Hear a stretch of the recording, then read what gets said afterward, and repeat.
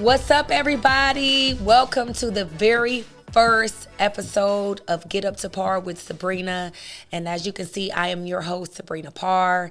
Guys, I am so excited to finally be in front of this microphone again, okay? It has been since 2018 that I think that I've done any type of broadcasting. And I'll be honest, I really have missed it. So a couple things we're going to cover today.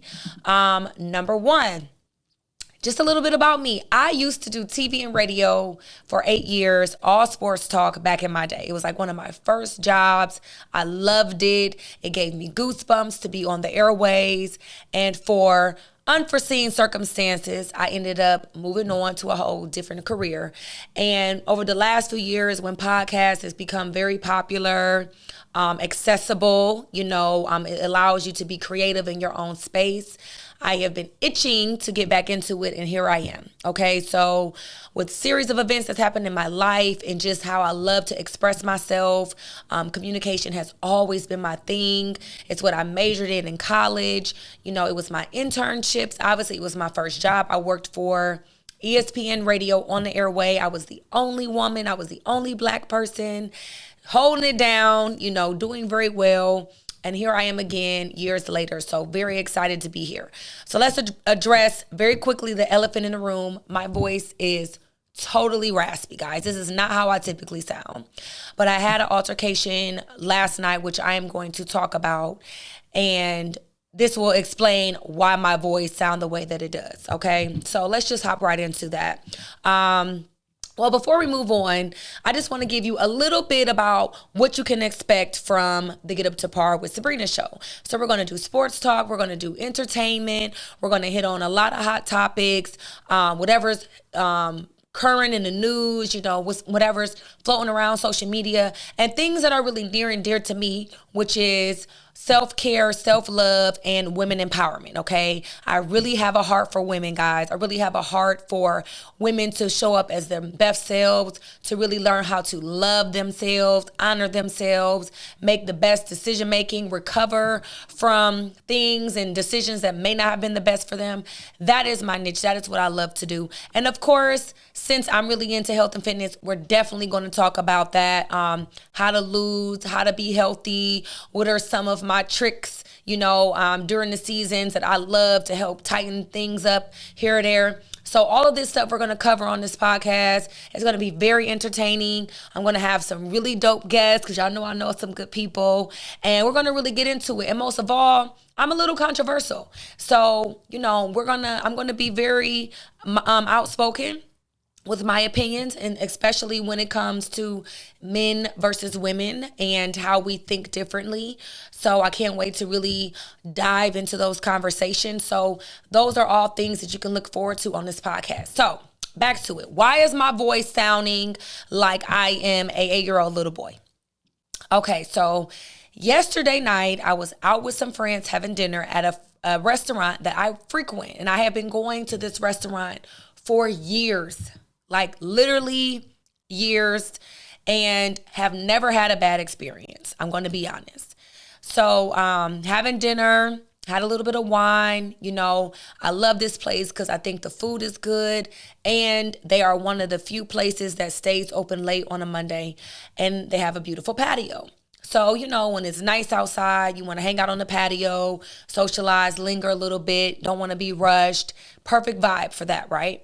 So as the night was ending, one of the workers, I didn't know what his position was at the time, came and said, "Hey, it's the last call. Do you need anything else?"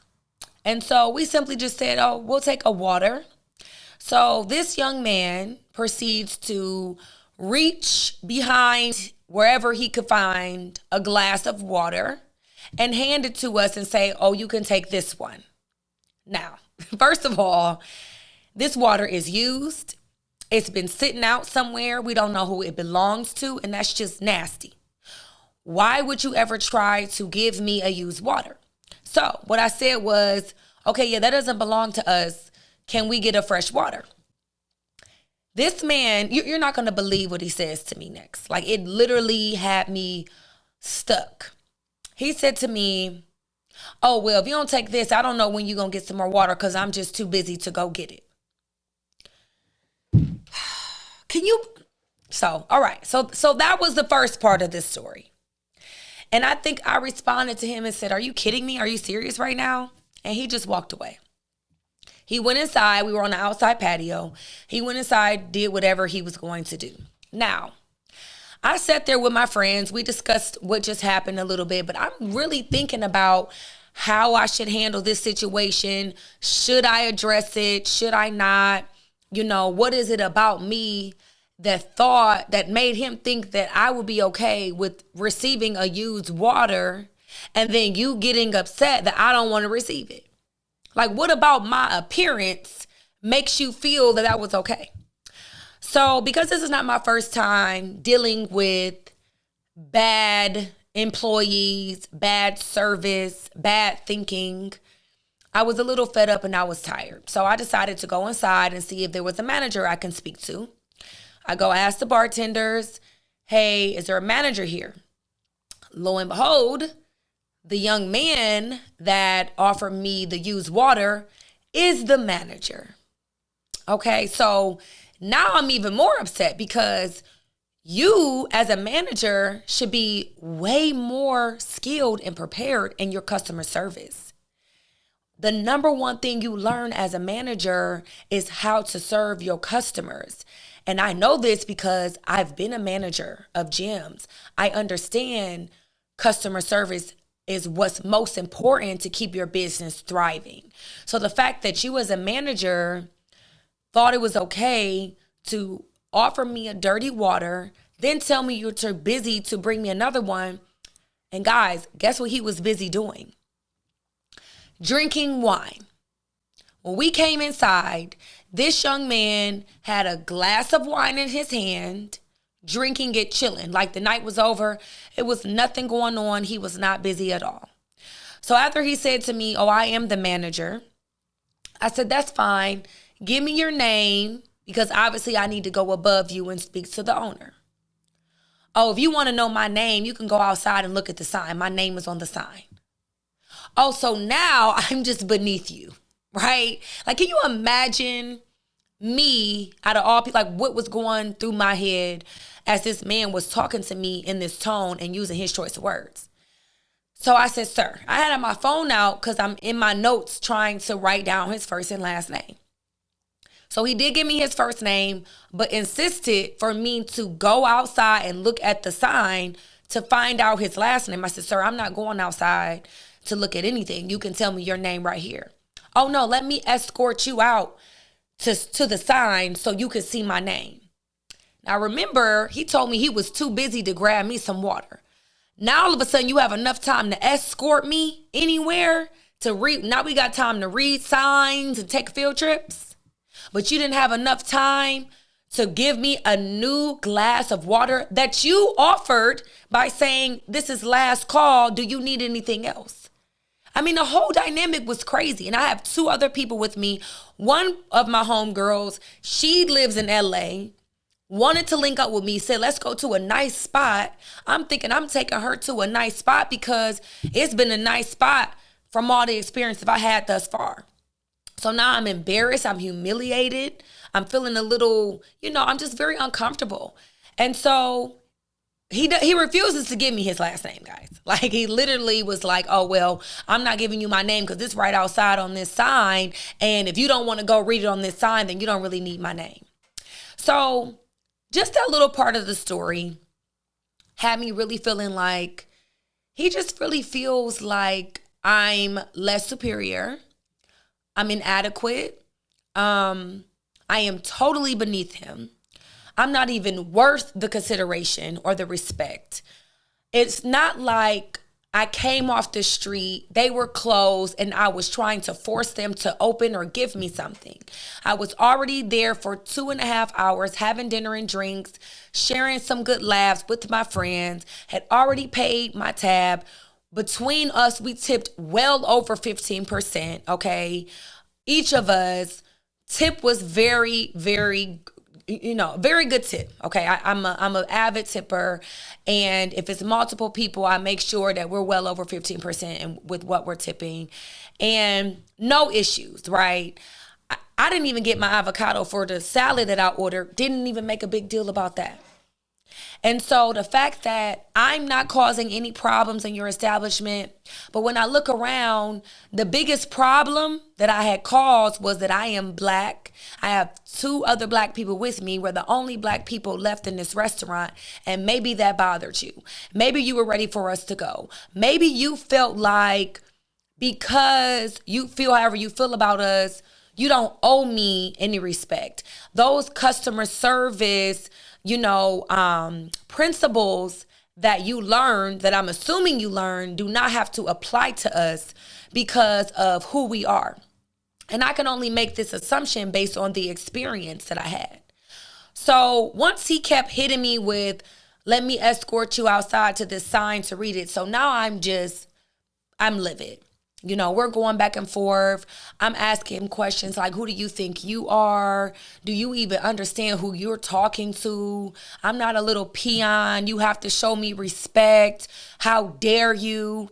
And none of these, my tone and my choice of words, which remain respectful the rest of the night, affected him. It did not bother him in any way. So we get outside and I indeed go look at the sign to get his last name. It's in cursive. It's an Italian restaurant. I can barely read it.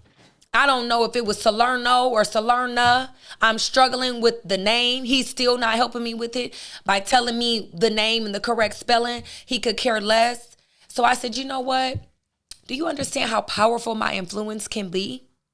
I'm asking you for a name so that I can talk to the owner. You won't give me that. Do you understand how much of a fuss I can make if I chose to? So one of the bartenders says, well, what's your name?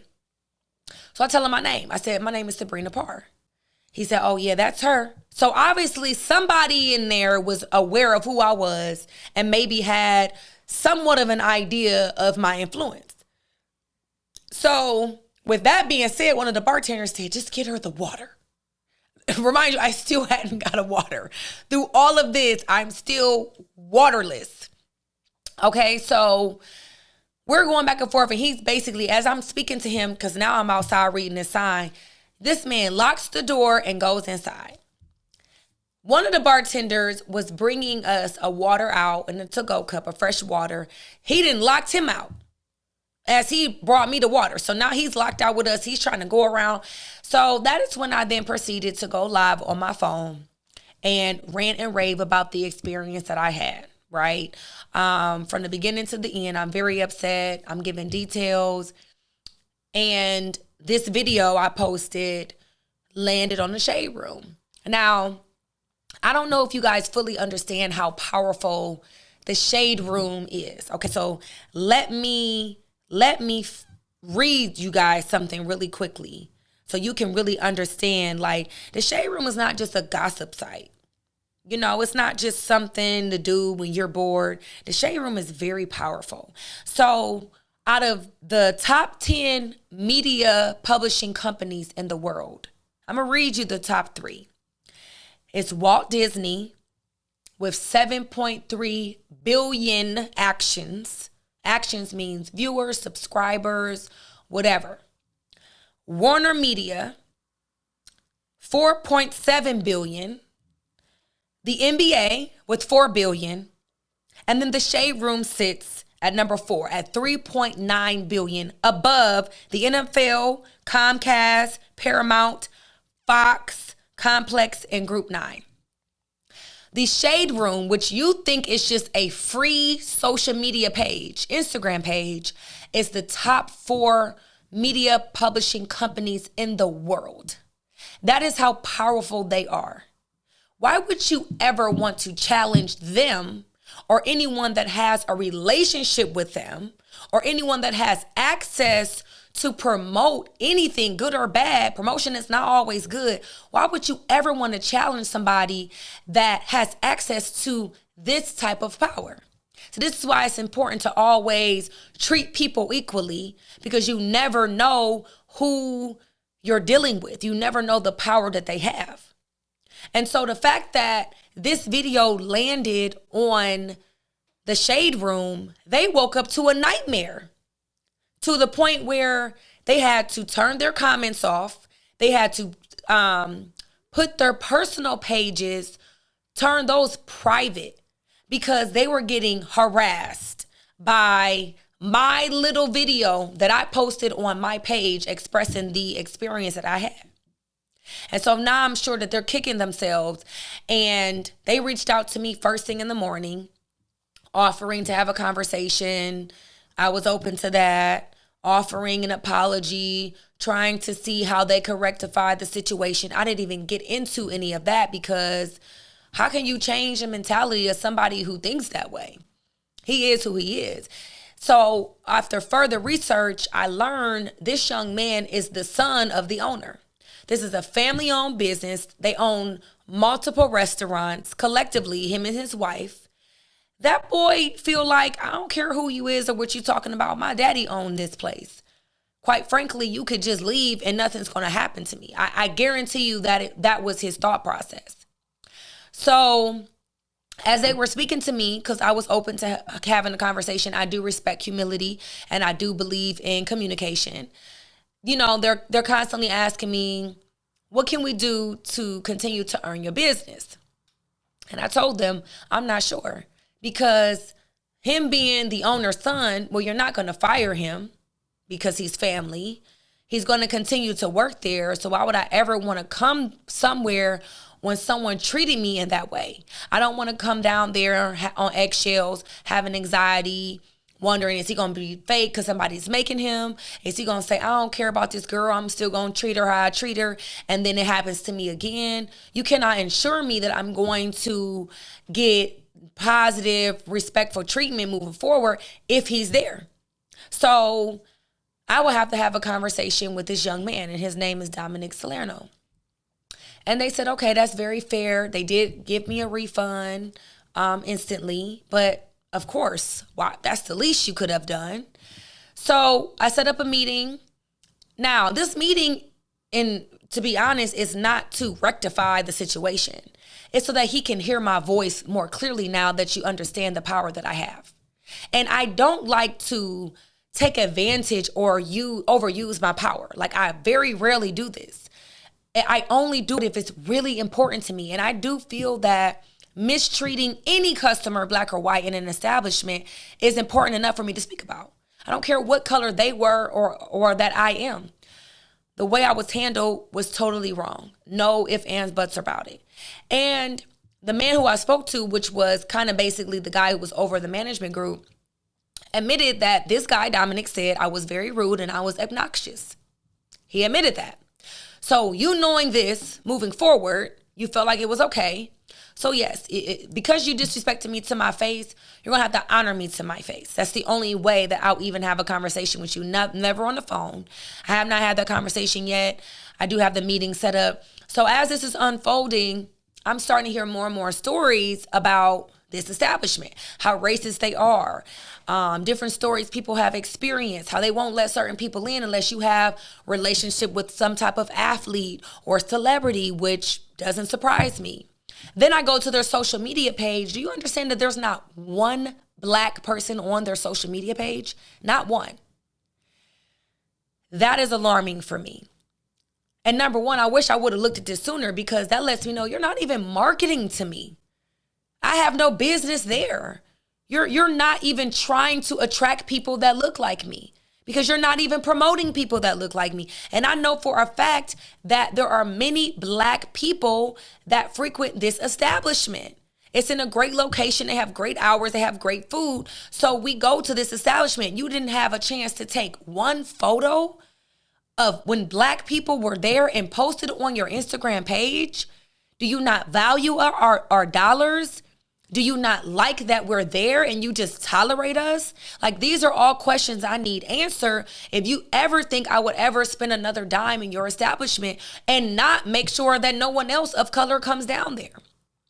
And so then I began to talk to other restaurant owners who have had issues with them. You know, it's been told that they have been trying to get certain black owners off of their block because they're bringing black people to their establishment. I mean, make it make sense. We're good enough to come and spend money in your establishment.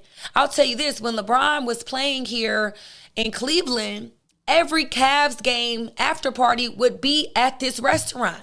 There was a black DJ and we would all come. The Cavs coaches would have dinner there. We would never have any issues. So we're good enough to spend money, but we're not good enough for you to fetch us a fresh water, speak to us like you have some sense, and just accommodate us as customers. Now it's more alarming than when I started off. And so these are all things that I'm going to address. But guys, I'm so frustrated because this is not the first time I have dealt with a white male feeling like he can treat a black woman however he wants to. This is a real thing in America. White men truly, and not all, but some, truly feel like black women are inadequate. They're beneath them. I don't owe her any respect. Who is she to talk to me? Who is she to demand respect? This is not my first time experiencing this. You can imagine when I was doing TV and radio, and I did sports radio, so it was nothing but white men. You know, it's a very predominant industry. A lot of sexism that took place. So me giving my 2 cents as an athlete that has made it on a high level, I still didn't get a lot of respect in that industry because I was a black woman. And a lot of them felt like, listen, you can read, you can talk a little bit, but not over us, not better than us, not without our permission. That was literally the tone in that environment. And I got tired of it. And I'm really tired of it now because it just has to stop. And I feel like this is the first step in the right direction. This is me pushing the envelope that could have been pushed. The thing about social media now is, you know, if you really have a platform, you don't have to call the police. You don't have to get courts involved. Because let's be honest, the police are white males. The prosecutors are white males. The judges are white males. You know, they're all in charge of us.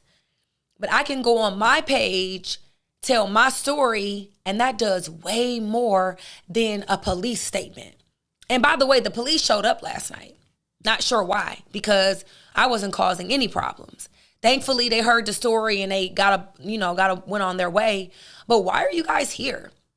When I'm clearly just expressing my feelings by myself on my phone to myself. So who called you guys? Or why did you feel like there was a need for you to be here? No violence has happened. I wasn't being destructive. I wasn't being vital. You know, I wasn't cussing that man out. Like, didn't break any laws. I was here as a customer for 2.5 hours. You were good with me spending your money. So all in all, like I said, I'm tired. I'm ready to do something about it. I hope that there will be people that will join in this movement with me. I am going to have a conversation with these people because I do feel like it's important for them to hear my voice again. Now that they've seen how powerful it is, I need you to listen more closely the next time someone just simply asks you for something that they have earned. Because your day would have been a lot more smooth. And if I choose to let it go, you don't know the impact that has already been done. You may not ever be able to open your page back up because a lot of people do not forget bad treatment. And the fact that you were trying to hand me used water, I could have got the health department involved. I mean, there's so many factors that I could have involved. I am not the type to try to destroy anybody's business. Number one, I'm a business owner. I do believe in human error. I do believe in humility. And I do believe that people make mistakes. So I don't think I would ever take it that far. And I don't think this is a situation of bad customer service. I think this is just bad thinking. He truly thought he could do that and it would be okay because of who he is. And who I was never considered. And I don't think the health department and involving those type of companies would change any of that. But if I remove a lot of the black dollars that you're getting that helps keep your establishment open, maybe you will start to change your thinking on how you treat us. I would have been okay with you cussing me out behind my back and bringing me that water quietly. That's normal. Do that and then just be done with me. But the fact that you felt like I don't have to do any of these things, I lost a lot of sleep and I lost my voice. You know, I lost respect. And again, because I had guests with me, I was embarrassed and humiliated. So I'm not going to harbor on that too long. I just really wanted to dive into why my voice was gone, what I experienced. I would love to hear you guys' comments on your experiences. This place is called Lago. It's located in downtown Cleveland. If this has ever happened to you or anything similar, I really want to talk about it. I really want to hear about it. I'm really interested right now on having these conversations. And I have the energy and the time to move forward with making sure that at least they will think twice the next time they have a Black person in their establishment and they want to look down on them or feel like that they don't have to be treated with the same respect as everyone else. So again, when you see this, please chime in the comments, shoot me a DM, however you have to do, whatever you have to do to get involved in this conversation. I'm ready to have it. Okay, so moving on, because this topic really does make me upset. So ladies, I don't know if you've been paying attention to my Instagram page lately, but I have been a little controversial and asking some questions in regards to dating and husbands and things of that nature.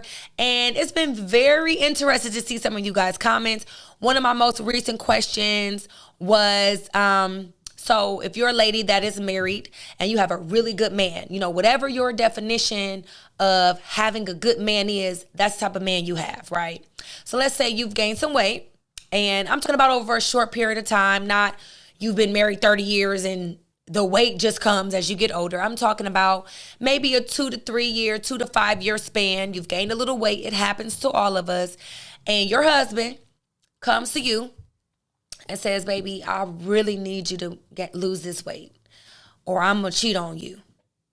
Are you going to lose the weight or are you going to lose that man?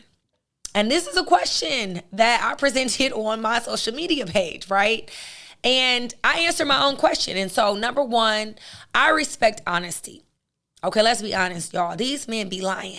Okay, so anytime they present the truth, I honor that. I respect that. And it takes a lot of balls to come to their woman with that uncomfortable topic. Now, he may not have to use those exact words, but the point was, I'm struggling with you gaining this weight, and this force is causing me to want to step out on you. That's basically however he presented it. That is what he meant. And I would lose the weight because, number one, I've been married before. I do believe that, marriages create their own vows and what works for them, right? But as a wife, it is your sole responsibility to your husband to honor him, to respect him, and to try to meet his desires, okay? All that, I need to make myself happy. Sweetheart, that was kind of what you were supposed to do when you were single, okay? You can't get into a marriage and then start being about self. Marriage is very selfless, and it's your job. It's his job to also honor you and to respect your desires and wishes. But as a wife, you are supposed to honor your husband, respect your husband, and want to fulfill his wishes. So, I believe in it's my duty. And number one, y'all, men are visual. If that man is saying he's struggling, trust me, he is struggling, okay? Because he was struggling before he said he was struggling. So now that he has verbalized this struggle, you got to do something about it. And saying, well, he got to love me at whatever size I'm at, that's true. He can love you when you heavier. That doesn't mean that he's still going to be turned on to you. That does not mean that he desires you now in a sexual way that you've gained weight. Who you were and what you look like when he met you is who he likes. It's what he likes. And you should try to look that way as best of your ability. I truly believe that. Continue to try to, whatever hairstyle you had, keep that. Whatever he likes, do that. Whatever size that is, keep working at it, change your diet, whatever. Nowadays, you can get the surgery and get everything cut out. Whatever you have to do to present your best self to your husband, I truly believe that is what you should do. And some of these responses on my page were a little mind-blowing. It was a little selfish, ladies. I heard a whole lot of me's, and I got to do what's best for me, and how dare him say that to me, and I'm getting rid of him, and I'm getting rid of the weight. That really blew my mind. So you gonna lose the man and still lose the weight anyway. Now you single and got to start over. with a new man that's going to have new issues. At least you could have stayed with the issues you knew about. And we already said he was a good man. A good man can still be honest. A good man can still very much keep it real with you about his issues and what he's struggling with. That doesn't make him not a good man because what he said to you was hard to listen to. So I also want to get your take on that as well. I know I talked about it a little bit for a few days on my page, but I want to hear, are you losing the man or are you losing the weight? The next question I have for you guys that we're going to discuss is this. Do you feel that it is harder now than ever for women to submit to a man? Why or why not? Because I've seen a lot of talks about men saying women don't know how to submit. Women aren't submitting anymore, blah, blah, blah. Women are saying, well, what are we submitting to? You leave. You don't even know what you got going on. You don't even have a plan for your future. I'm just going to follow you and you blind. What is your take on that? Me personally, I will say yes. It is very challenging for me personally to submit to certain men. It's my nature to want to follow a man's lead. I'm a woman. I'm a daddy's girl. Ooh, I can't wait for you to tell me to do something and then I do it because guess what? It's like approval. I do something you want me to do. I know he gonna feel good and he's gonna reward me. We both win. But if you are lying, cheating, confused, unorganized financially, don't have no plans, I cannot submit to that. You're going to have me lost with you. And so a lot of these men are just saying submit because I am a man, but I don't believe that's what you're supposed to do. I believe submit because I have a plan and my plan will work if you submit to it. Now, I do believe that there's different forms of submission. It has one definition, but I do think there's different ways to show I am submitting to you. And it really has nothing to do with you just listening to what he says, because that's respect. Not arguing with him in public, not, over talking him, not, waiting to have certain conversations when friends and people are not around. Those are all ways to show respect. But literally submitting is saying, listen, I am giving myself to you. I am following your lead. I am literally relinquishing myself over to you. That's tough. That's tough to do with these men these days who haven't even decided if they want one woman or not. That's tough to do. So I really want to hear your take on that. Also, I need these questions, y'all. I need to hear what you want me to talk about, what questions you want me to involve. You ask the questions, or I'll put the questions on my page. I'll present some of your answers on the podcast so we can have dialogue. I'm also going to give you an opportunity to call in and answer these questions. That's going to be really exciting. Add some video to this so we can do some live chats. We're going to have a lot of fun with this. So underneath, when you comment, leave some questions, leave some topics, leave your responses to the questions I asked today so we can go over them on the next show and just help me get involved. Give me some ideas of some things you want to discuss on this podcast. And just any questions you personally have for me. I know a lot of people send me DMs about weight loss and how do I fix this and how do I fix that? And I got all the answers, right? Especially when it comes to health and fitness. So I'm very excited to talk to you guys about all of these topics. Until next time, I'll see you later. Okay, what'd you think?